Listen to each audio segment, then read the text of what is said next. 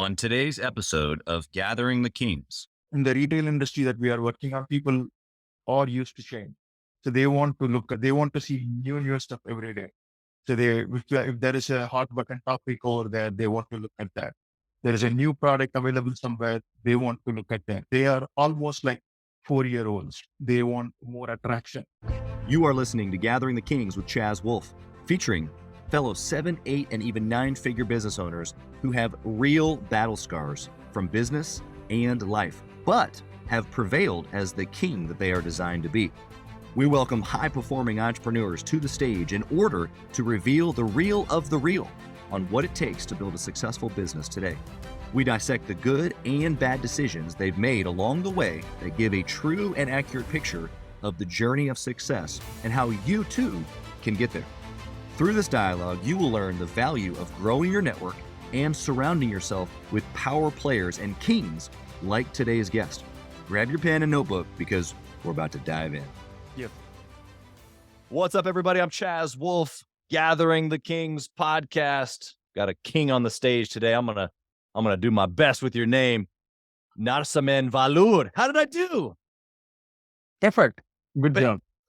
The right answer, whether I butchered it or not, I'm so sorry about that. But Narasimhan, I'm so glad that you're here. You have built such a unique business, and you started it in the middle of COVID. So I'm just so excited that you're here, and then we get to talk about all the challenges that you've been through. Thank you for being here. Let's talk about what kind of business that you have. So I have my business is shoperies.com. So we do grocery delivery for ethnic customers in the greater Seattle area. And we also do delivery to businesses in Washington, Boston, and Massachusetts, and in California. Love that. You're bringing the good stuff every day, the stuff that we need every single day, bringing it right to the door. So I can proudly say that in California and Washington, I only deliver to one or two states here. But in Massachusetts, I deliver to a lot of states there. That's so right. It's very small. That's right. Totally different landscape than the Seattle, Washington, and California area, right? Yes. Well, that's awesome. Well, I definitely want to get into a little bit of the story here. You've been doing this for a minute. We were just talking off air. You've been through some ups and downs. You know, COVID presented some challenges, as it did for all of us. I started my business in 2015, the grocery delivery business in 2015. But it took me like the proof of concept went for almost a year's time. So during that time, when I'm looking at ethnic grocery delivery, there was absolutely no one in the market. And I recently moved my house to somewhere, and it was a problem for us to find groceries from my home where there are stores like Safeway, but not ethnic groceries. I couldn't find like stuff like medjool date or mangoes or stuff like that from here. And if at all I try to go to the stores also, most of them are like old, stinky, not exactly stinky, but old and not in good shape as we expected. So we thought, let me find, this is not just a problem for me, it's a problem for everyone. So there are so many people who are looking for something like this. And then we started that. And we started with doing the shopping ourselves. I hired like few people, did the shopping, and then have the groceries delivered to the customers and customers over here. That's how we started to solve my house problems to start with. So I don't want my wife to ask me that go and buy this particular item. And she always says in the local language and not in English. So it's extremely hard for me to go to the store and then convert that into English and then figure out what I need to purchase and do that. And when I come home, I'm always give it a stick because I bought the wrong one. Well, now I want you to know that regardless of the translation from your language to English, I get the same treatment. I don't even get sent to the grocery store anymore. Okay, so exactly the point. Yes. Yeah, it's not good. In fact, actually, there is one way. Tell me if this if this makes sense for you. But if it's sent to me in a text message, written, and a picture, and as long as there's not too many items, I might succeed. Is that built into your technology? Can I see everything on a picture? And that makes sense, right? Like for my wife, we used to say, don't tell anything in word, right? Give me in a text. So in the initial days, we used text. So she sends me a text. So I have a little bit of time to translate back to English and figure out and go. The next thing comes in brand. So she always expects a certain brand because That's right. I never used to enter into the kitchen for cooking. Right after marriage, she took over the kitchen because she is a fantastic cook compared to me. So since she does a fantastic job, I decided, okay, I'm a novice.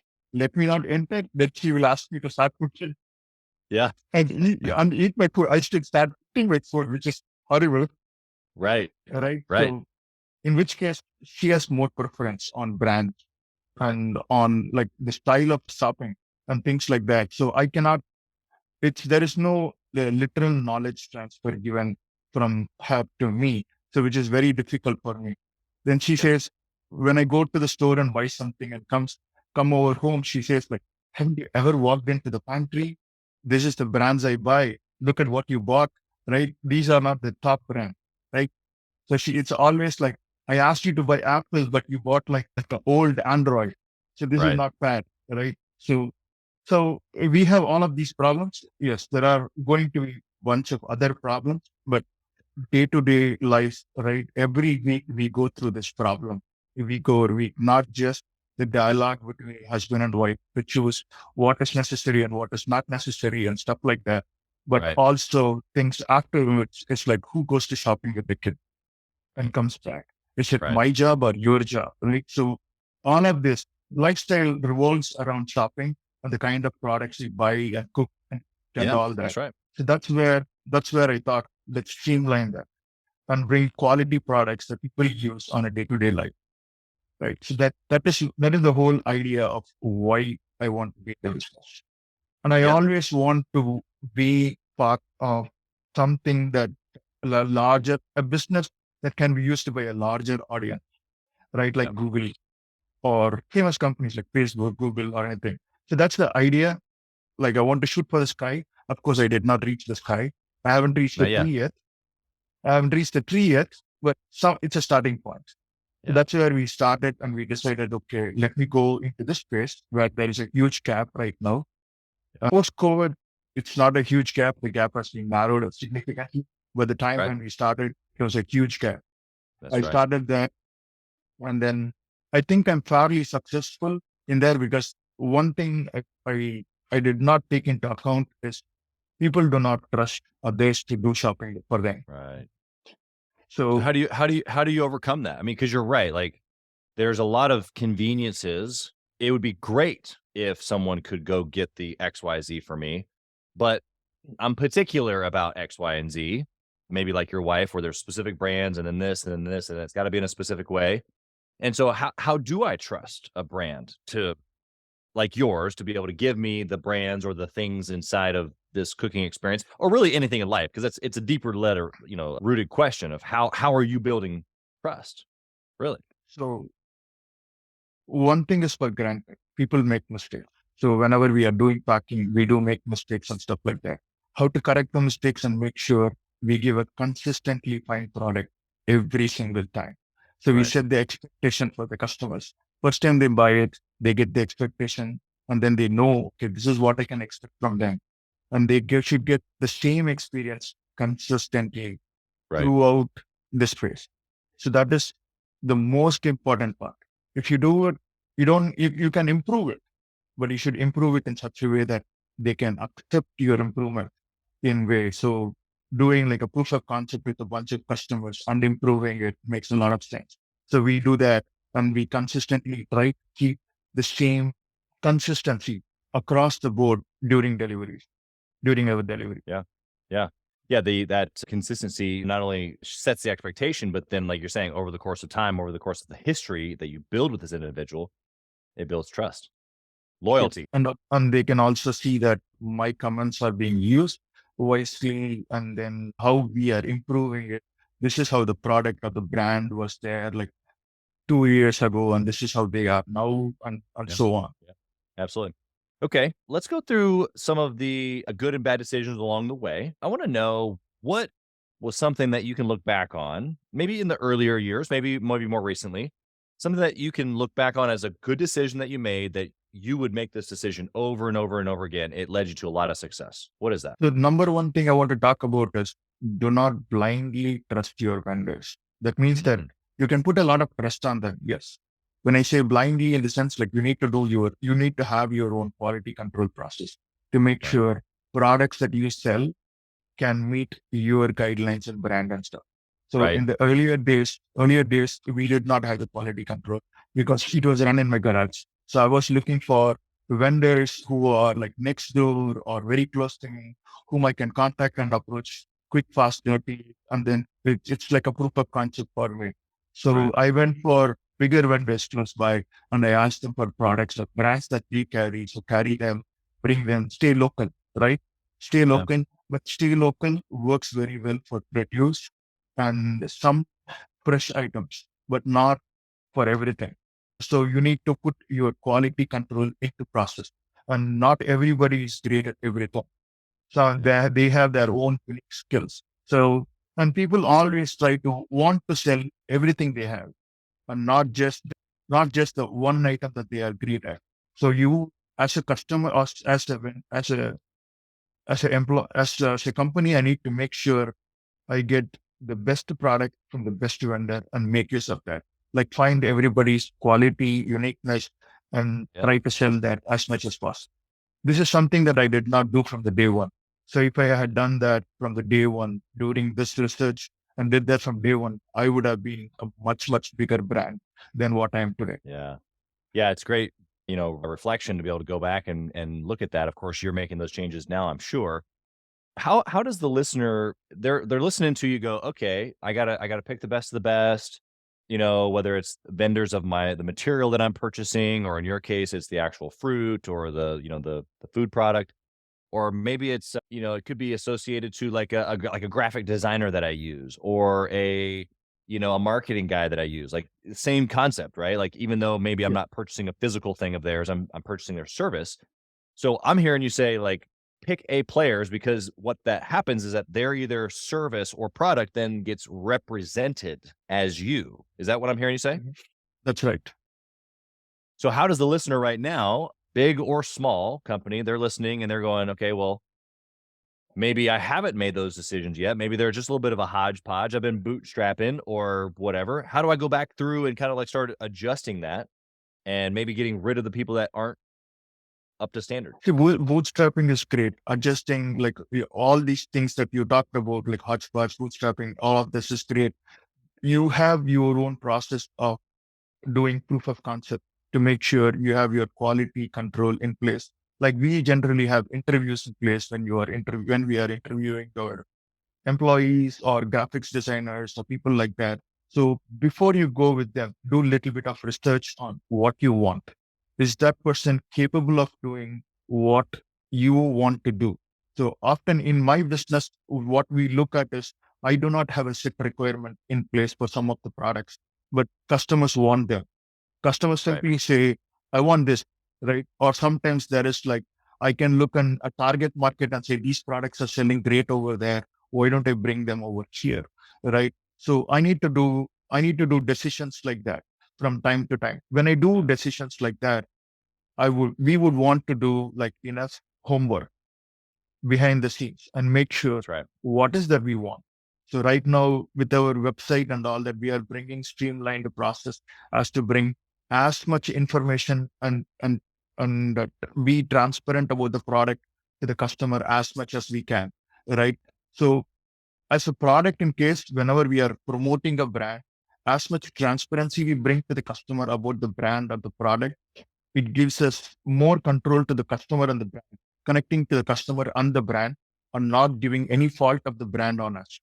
Right. Yeah. So how we can do that is what people have to look at. Quality control is number one. Number two, if you are onboarding vendor, giving them exclusive space to the customer, the vendor to the customer is important, on making sure how your brand can play a role in connecting these two people together. Yeah, I think that simply just communicating between the two, or allowing them a clear way to communicate, eliminates a lot of that potentially, Yes. unless you are the method, like the communication from the customer to the vendor. But even that, still, like there's a certain pathway for that. I think that good expectations can be set, and a good healthy relationship can be had. What about a So bad you decision? Something that like you've this done is that you caught some bruises on, and we can we can learn. Absolutely. Quality control, as I mentioned before, in the initial days, I have onboarded products and customers, just like my wife.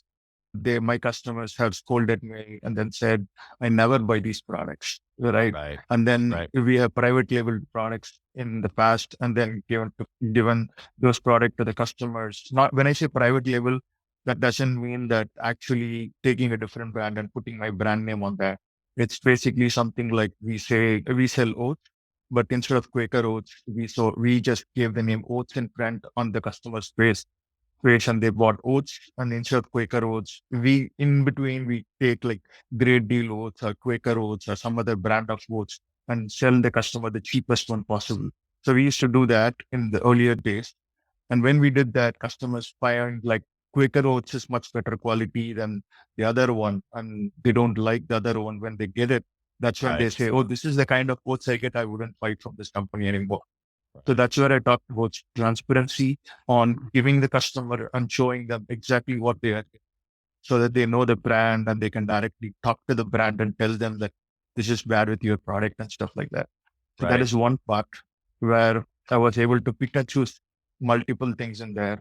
And the other part is, so we have imported directly from India in different places.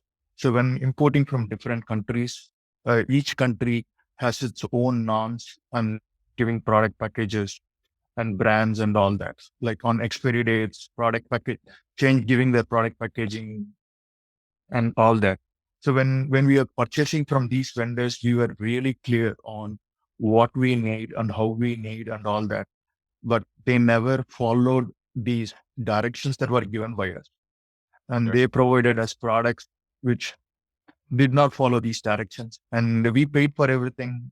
And the container came over here. And then it's not like small, it's like $50,000 worth of goods coming over here. And after it came over here, you find like, what what is this? Everything is expired. Like everything has a back date of like 15 days from now. I have to sell this whole container within 15 days. Wow. Right. And then I go back to them and tell them, like, this is not what I asked. What are you giving me? All of these I told you I want only export products for the US and not anything else. Right. So I had asked questions like this and they say, oh, you know what? All these dates are being mishandled by the retailer in your target country. Like, dude, no. If I had known this, I would not even have picked up the phone with you, right? Right. And so those are kind of issues that happens. So now we have a team in India to make sure before it lands or the target country where it goes, if it is India, Europe, or anywhere like that, we Right. make sure to go talk to the person over there and do that. See, the best thing about the thing about this is the vendors we worked with, they were supplying goods to us in the past. And they know the process and they know everything. That's where I said, make sure you work with them on what they are great at Yeah. and figure out and work with them for the greatness and not everything else. If you are working with the vendor and making sure he's providing something else, have a quality control process. Ask them to send you like a small batch of items, make sure it meets your criteria, your business criteria, and and works with that, because every business works in a different way. And in the business field, everybody has assumption and they assume that others also work in the same way as they work That's right. in there. And everybody wants to make sure they provide the goods at the cheapest cost. So that Right. means that anything small details here and there, everything is offloaded to the end customer. It's their problem, not my problem. I will give you the products at the cheapest cost. Everything else is your problem. Right. Yeah. I mean, you're downloading some really, really, really simple things, but very profound, I guess, is when you're dealing with multiple vendors, which many listeners are, you don't have to necessarily just go with the same one for a lot of different things. And I think probably a lot of people just was like, well, it's simplicity, this guy can do everything for me, or it's, I know the guy, we got a great relationship, but what you're saying is like, above all that, the end user is actually the most important, and the trust that you're giving to them by brand standard. And so you got to hold that line. And even if you need to have multiple different vendors for all their different, strengths, that's okay. No, if one person can give you everything, that's great. Just have a quality control process. make sure all the products that he gives you is exactly the same as other one is giving you. Right. Right. Once the first initial phase is going to be extremely difficult for you to go through the quality control process, which is more like interviewing the right candidate for you for the job. It's Right. like that. So once we go through that, then everything falls in line properly. Yeah. You've got kind of two on ramps there that you can take. Both lead to the same place, which is high quality standard, which then gives the experience to the client what it is that you're actually wanting to give them. Right. Yes, absolutely. Love that. Okay. Let's go. Of course, Go ahead. my partners listening to this are going to say, why didn't he put it back? Exactly. Well, because I didn't know it back then. Gosh darn it. If I had known it, I wouldn't have done it. But that's what hindsight looks like, you know. And I think as business owners, this is interesting. We were talking about this before we hit the record button, but you know, we do this show because we can learn from the things that you didn't know back then that you do know now. And this is the very MS of the show, but also just networking and getting in relationship with other high performers is that I don't need to go figure out your problem because you already solved it. I just need you to tell me what the answer is. Exactly. See, that is another thing I want to talk about is when the problem space, we were trying to set up a store in a different location in California. And for some reason, there were issues there, like this working with the city, getting the electricity and things like that over there took almost like 8 months Jeez. over there. And then I'm keep on telling everyone that my store is coming in 2 months, 2 months. And it's going to be a year. So Dude. in a year, of course, the good part is I did not spend any money on it, but time wasted is time wasted over there. Right. So, and we have a bunch of people who are ready to come, who are working as our partner in that area, whom I think that who are good at what they are doing because they have done something similar over there.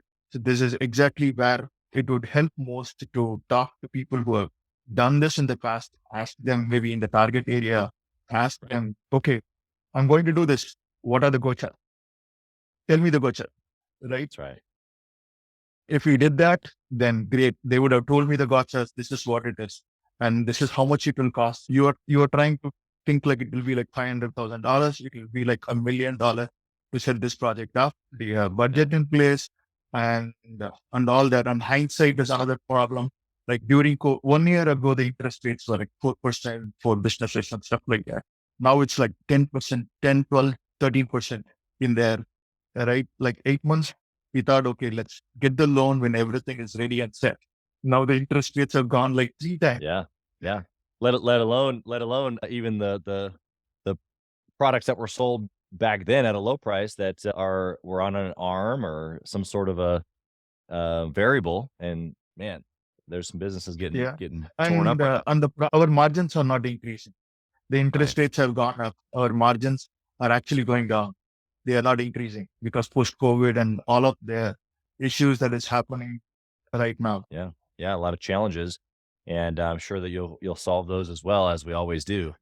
Let's go over to our speed round here because I want to get into some hard hitting questions. The first one's around KPIs. So in this grocery delivery business, I mean, you're doing it in a couple of different ways and many different areas.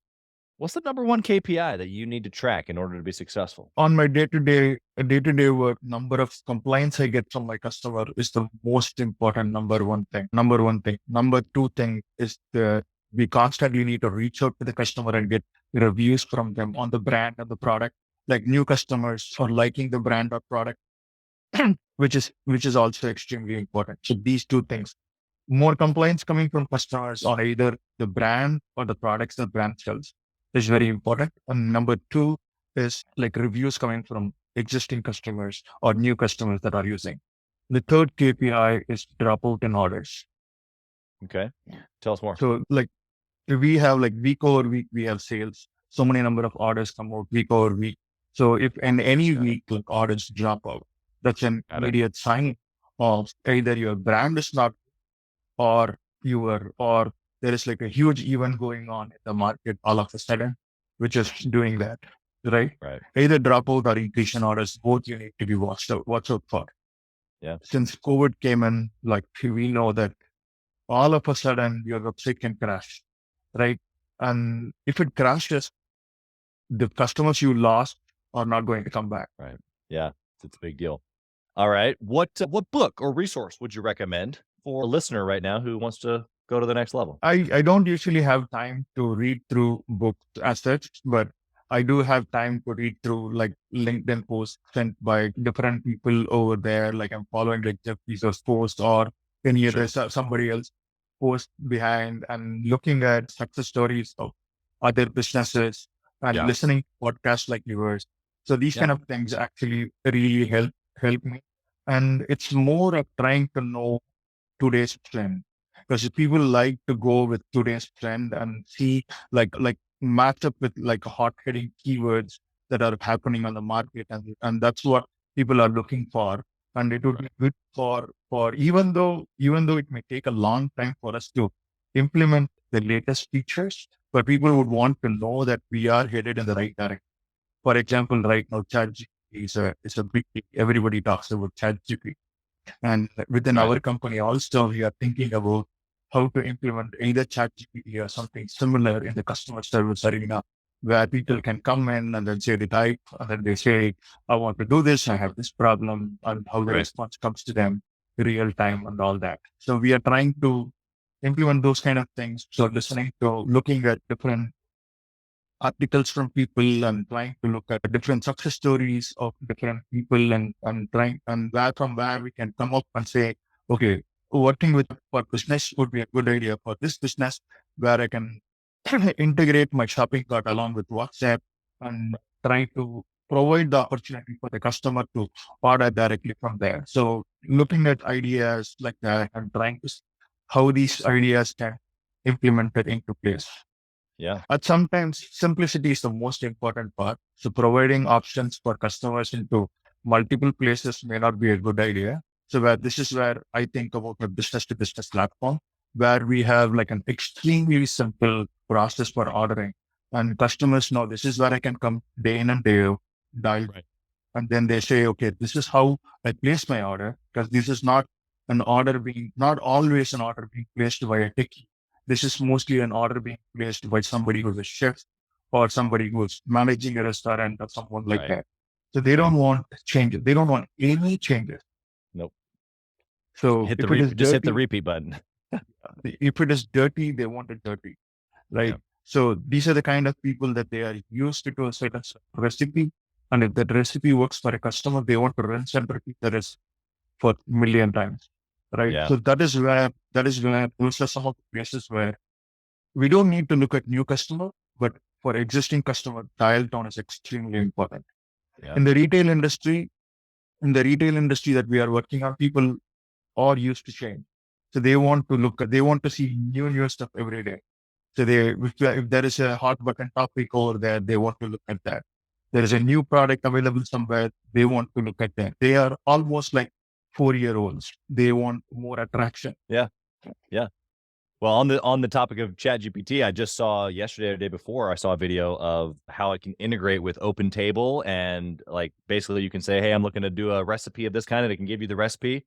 And it can also then connect you and book you a table at a restaurant that makes that dish or something like that. So I can only imagine that being able to connect to your business or a grocery delivery business like yours is right around the corner for ChatGPT, because the integrations with OpenTable are already in the hot box. Yeah. So that is probably one place where we can spend a little bit of time and research and doing that, and figuring out how to integrate that and be first in the market or something like that. Yeah, exactly. I got a question for you around family. I'm just a firm believer that not only do I need to be obsessed with my business in order to be successful, I need to be obsessed with my family in order to be successful, but successful in my Absolutely. family. How do you obsess with your family at the same time as obsessing with your business? Absolutely. So in my earlier days, it was extremely difficult, because when I receive a call, I used to be in the customer support as well for my business. So people call at whatever time they can. So whenever I get a call, everybody goes silent in my house. Everybody knows. Everybody goes silent in my house. when I receive a call and then I finish the call and then they come back on and then they talk to me and stuff like that. So That's I gave awesome. more importance. This was like a for me. So I gave more importance for the business as well as them. And I was also doing a job elsewhere as well. So they were not getting enough attention for me. So, Yeah. but now in recent times, it is very important for me. I understood that automation and self-reliance is more important, and having personal time for my son is also very important. There is no Right. such thing saving time or saving money, right? For others, you save time now or you save time later, or you save money now or you save money later. So it will, as much as you can, make sure set up the budget right and make sure you have the right resources for the right job. Make sure they can take care of the calls and manage the time accordingly and all that, and have the peace of Yeah, which ultimately allows you to be present with your family and correct. not have to, do the hurry up quick shush game. Although I loved how you said it because there is a stage in the business where you have to do that. You couldn't have any other customer support folks at that time. And I bet your kids remember that. Hopefully in a good way. Whereas like, you remember when dad used to have the, da da da da, and he'd, take a phone call. Like that as an entrepreneur those are memories that we're creating and part of what we're building into our children. So it's not all bad that we have to do business and family at the same time. But to your point that you made there, it's when we continually choose it over and over and over, and eventually it just tips the scale where it's like it's all business, no family whatsoever, rather than it being, integrated. Right. Absolutely. You hit that on. Right. So that is exactly what my suggestion would be. That is always going to be a bootstrapping phase. As a business entrepreneur, you are always filled with ideas, new ideas to explore, to improve within your market and all that.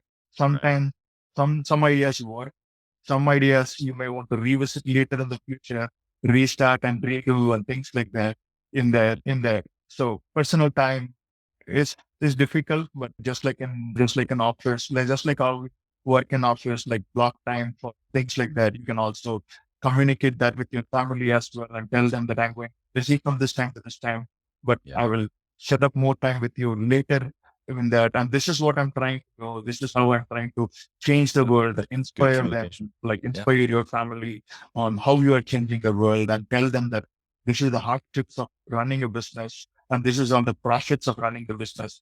I see my family look at both of them whenever they come with me to the office and they see, oh, I can see this business grow from so small to so big, right? Right. And this is what this business has been done. And I can also we go to events sometimes. They talk to my customers right hand, and whenever I say I'm not a Narasimhan from Shoperies, everybody says, "I know who you are. You don't need any introduction," right? So those kind of things in front of my kids, they know, oh, okay, he's doing something good, right? Right. And Yeah. they can also take inspiration from you and do that. Yeah. Exactly. Exactly. Yeah, they're watching and absorbing quickly at a high rate. I got one last question here for you. If you had the opportunity to whisper in the younger version of you, in the younger ear, if you will, what would you say? So I would say that whatever you do, make sure it is scalable. Mm. So look at the scalability first, then look at profitability, and then all of that. So initial days when I looked at this project, I was only looking at the money that I can spend. And I was also looking at ROI and stuff like that later and all that. I was really not looking at scalability as one of the metrics, number one. Number two is how faster people will adapt to a service right? Right. So COVID was a boom, a blessing in disguise. So a lot of people adopted the project like in a fraction of time, something like that. And which was great. And before that, it was very, very hard. Like it was going like snail pace. We were doing good. We were not doing bad, but the kind of improvement we were looking for on month over month was not really hitting there. So once COVID hit, we were hit from every direction at the same time. And that gave us like a lot of ideas and then say like how we can improve. What is Yeah. that is most important for me to improve? So number one, most important, I would say to younger self of myself is have your IP and build on top of your IP, right? Bringing the right vendor who's not available anywhere in the market. Come with him first, right? Don't come with him. Like I came with the idea of shopping and delivery, which is great, but which did not have my own IP in there. So my own set of products and the high quality products that people will actually like in there and stuff like that. Right. Right. So those are things that I would tell my younger self, look at these key points. Yeah, I Right. love it. I love how Hit them direct hard. you are with your younger self. I think it's great. Here's exactly what I did wrong. Do it like this instead. I love that. I love that. Well, I want to know, how can we find your grocery service if we're in the Northwest, or if we're in California, or if we're in Boston? How can the listener find you and purchase your grocery service? Also, if they want to just reach out to you and talk to you as an entrepreneur, how can they find you personally? So they can go to shoperies.com, shoperies.com. And within anywhere in the greater Seattle area, they can go to shoperies.com and then look at groceries that we sell over there and do that. They can also go to shoperisbulk.com. That's the specific website for restaurants and bigger businesses. Our prices are super competitive. So you don't have to take my word for it.